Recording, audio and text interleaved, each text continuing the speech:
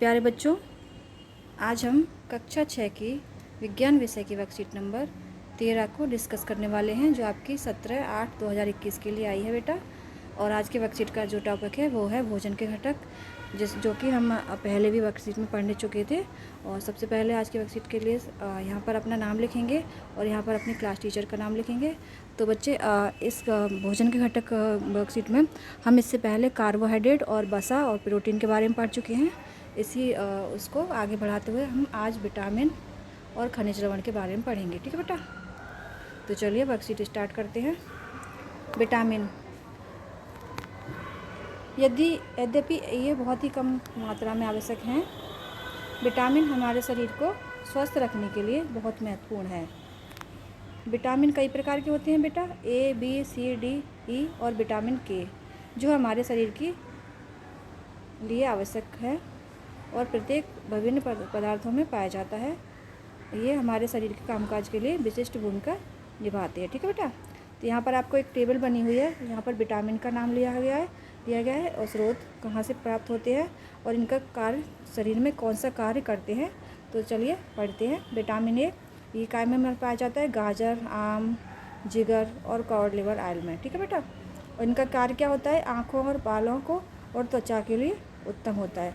ये vitamin A आपकी आँखों की रोशनी बढ़ाता है, त्वचा को चमकदार बनाता है और बालों के लिए भी ज़रूरी होता है। ठीक है बेटा, इसी प्रकार विटामिन बी काय में पाया जाता है? ईस्ट, मांस, मछली, दूध और हरी सब्जियों में विटामिन बी पाया जाता है।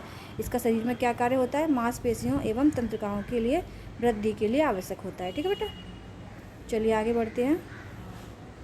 विटामिन सी सभी खट्टे पदार्थों में पाया जाता है, जैसे नींबू, नारंगी, आंवला, अमरूद और टमाटर। ठीक है बेटा, ये विटामिन सी क्या काम करता है? हमारे दांतों और मसूड़ों के लिए स्वस्थ रखने के लिए ज़रूरी होता है और प्रतिरोधक क्षमता भी बढ़ाता है। ठीक है बेटा, अब आता है विटामिन डी। क्या में पाया जाता है? दूध, मक्खन, कॉड लिवर ऑयल और धूप के संपर्क में। धूप में बैठने से भी विटामिन डी का निर्माण होता है हमारी त्वचा के द्वारा। तो इसका उपयोग क्या क्या है बॉडी में? कैल्शियम का उपयोग करके हड्डियाँ और दांत मजबूत हो जाते हैं। हमारा जो विटामिन डी है वो कैल्शियम का उपयोग करता है हमारे दांतों को, हड्डियों को मजबूत बनाने के लिए। ठीक है बेटा, चलिए अब खनिज लवण पढ़ते हैं। खनिज लवण हमारे शरीर को बहुत कम मात्रा में इसकी आवश्यकता होती है। वे शरीर के विभिन्न भागों के निर्माण और जीवन की विभिन्न प्रक्रियाओं को पूरा करने में मदद करते हैं। ये पौधों में मिलने वाले खाद्य पदार्थ और पशुओं से मिलने वाले खाद्य दोनों से प्राप्त किए जाते हैं। पौधे मिट्टी से खनिज अवशोषण करते हैं।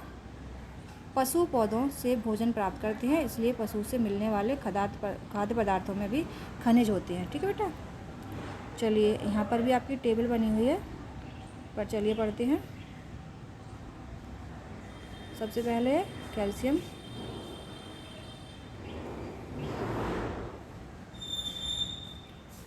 कैल्शियम काय में पाया जाता है? दूध और हरी सब्जियों में बेटा। ठीक है, और कैल्शियम के कार्य क्या क्या हैं? दांतों और हड्डियों के निर्माण के लिए और रक्त का थक्का जमने में मदद करता है। इसके दो काम हैं। अगला है खनिज लवण। फास्फोरस मांस, मछली और अंडे में पाया जाता है। हड्डियों और दांतों के निर्माण के लिए आवश्यक होता है। आयरन लिवर, मांस, हरी सब्जियों में पाया जाता है और शरीर में रक्त के निर्माण के लिए आवश्यक होता है बेटा। ठीक है, आयरन की टैबलेट हम लोग खाते हैं ना, जो ब्लड की कमी हो जाती है, डॉक्टर लिखता है, तो उसके लिए। इस प्रकार आयोडीन सभी समुद्री खाद्य पदार्थों में पाया जाता है। और जो आयोडीन युक्त नमक आता है बेटा, घर में हम लोग जो नमक यूज करते हैं, जो उपयोग में हमारे जो साधारण जो नमक खाते हैं उसमें भी आयोडीन होता है। ठीक है बेटा, और आयोडीन का क्या काम है? शरीर की वृद्धि के लिए, हमारी शरीर का बढ़ाता है आयोडीन। इस आयोडीन की कमी से हमें गॉइटर रोग हो जाता है और हमारी शरीर की वृद्धि नहीं होती है। ठीक है बेटा, चलिए अब आगे की तरफ चलते हैं। आइए अभ्यास करें। पहला क्वेश्चन है, हड्डियों और दांतों को मजबूत बनाने के लिए आवश्यक विटामिन का नाम लिखिए। तो आवश्यक विटामिन है विटामिन डी। ठीक है बेटा, आप लिख लेंगे विटामिन डी हड्डियों और दांतों को मजबूत बनाने के लिए आवश्यक होता है। विटामिन सी हमारे डैश को स्वस्थ बनाने में मदद करता है। विटामिन सी हमारे दांतों और हड्डियों को स्वस्थ बनाने में मदद करता है। ऊपर देख लीजिए, दांत और मसूड़े स्वस्थ बनाता है। ये 2 का आंसर हो जाएगा। यहाँ से लिख लेंगे। तीसरा है समुद्री भोजन में कौन सा खनिज पाया जाता है? तो बेटा समुद्री भोजन में आयोडीन नामक खनिज पाया जाता है। यहाँ से आप लिख लेंगे आयोडीन पाया जाता है समुद्री भोजन में, और जो शरीर की वृद्धि के लिए आवश्यक होता है। ठीक है बेटा। अगला है गाजर खाने से आपकी आंखों की रोशनी बढ़ाने में कैसे मदद होती है बेटा? तो गाजर में क्या होता है? विटामिन ए होता है, ये लिखा है। गाजर में क्या पाया जाता है? विटामिन ए पाया जाता है, जो आंखों की रोशनी बढ़ाने के लिए उत्तम होता है। ठीक है बेटा, यहाँ से लिख लेंगे। अगला है अब कैल्शियम की आवश्यकता क्यों होती है हमें? तो हमें कैल्शियम की आवश्यकता क्यों होती है? कैल्शियम एक प्रकार का खनिज लवण है, ये हड्डियों और दांतों के निर्माण के लिए आवश्यक होता है। यहाँ से लिख लेंगे। और कैल्शियम रक्त का थक्का जमाने में भी मदद करता है, ये आंसर लिख लेंगे। ठीक है बेटा। यहाँ से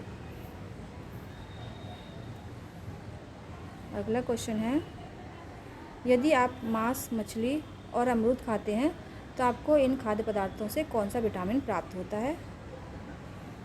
यदि आप मांस, मछली खाते हैं और अमरूद खाते हैं तो बेटा मांस और मछली में कौन सा विटामिन पाया जाता है?